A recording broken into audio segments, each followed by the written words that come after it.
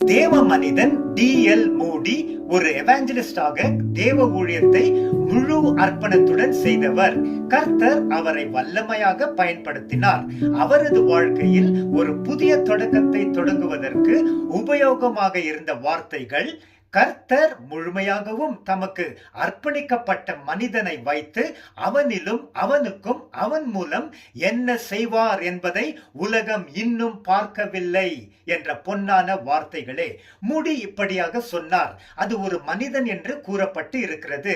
அது ஒரு சிறந்த மனிதர், ஒரு ஞானி, ஒரு படித்த மனிதர், ஒரு பணக்காரர், ஒரு பேச்சாற்றல் மிக்க மனிதர் அல்லது ஒரு புத்திசாலி மனிதர் என்று சொல்லவில்லை.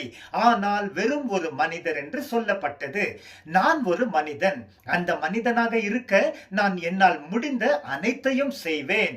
பிரியமானவரே, மிஸ்டர் மூடி அவர் தீர்மானித்தது போலவே அவரை தேவனுக்கு முழுமையாக அர்ப்பணித்தார். தேவன் அவரை அற்புதமாக பயன்படுத்தினார். கர்த்தர் தமது ஊழியத்தை நடத்துவதற்கு மனிதர்களை பயன்படுத்துகிறார். ஒரு காலத்தில் பாவிகளாய் இருந்த மனிதர்களை ரட்சித்து அவர்களை இயேசு கிறிஸ்துவின் இரத்தத்தால் கழுவி பரிசுத்த ஆவியானவரால் அபிஷேகித்து அவர்களை பயன்படுத்தி அவர் சுவிசேஷத்தை அறிவித்து வருகிறார். ஏசாயா தீர்க்கதரிசி கர்த்தரை கண்டு பின்பு சுத்தமடைந்தார். மேலும் யாரை நான் அனுப்புவேன், யார் நமது காரியமாக போவான் என்று உரைக்கிற கர்த்தருடைய சத்தத்தை அவன் கேட்டான்.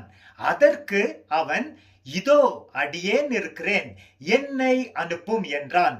அப்பொழுது கர்த்தர், நீ போ என்று சொல்லி அவனை பயன்படுத்தினார். ஏசாயா 6:1-9. மரியாள் இயேசுவுக்கு தாயாக இருப்பதற்கு தேவன் அவளை தேர்ந்தெடுத்து கேப்ரியல் தூதனை அவளிடத்திற்கு அனுப்பி விளக்கமாக தேவனின் திட்டத்தை அவளுக்கு தெரிவித்த போது மரியாள், இதோ நான் ஆண்டவருக்கு அடிமை, உம்முடைய வார்த்தையின்படி எனக்கு நடக்கட்டும் என்றால். லூக்கா 1:26-38. பிரியமானவரே, கர்த்தருக்கு நீங்களும் நானும் தேவை. முழுமையாக அவருக்கு அர்ப்பணித்து ஒப்பு கொடுக்கிறவர்களை பயன்படுத்தி அவர் ராஜ்யத்தை கட்டுகிறார். கர்த்தருக்கு அர்ப்பணித்து அவர் ஊழியத்தை செய்த எந்த மனிதனும் அவ்விதமாக செய்ததற்காக வருத்தப்பட்டான் என்று சரித்திரத்தில் இல்லை. C.T. ஸ்டட் என்ற தேவ மனிதன் சொன்னார், ஒரே ஒரு வாழ்க்கை, அது விரைவில் கடந்து போகும். கிறிஸ்துவுக்காக செய்யப்பட்டது மட்டுமே நீடிக்கும். ஆமென்.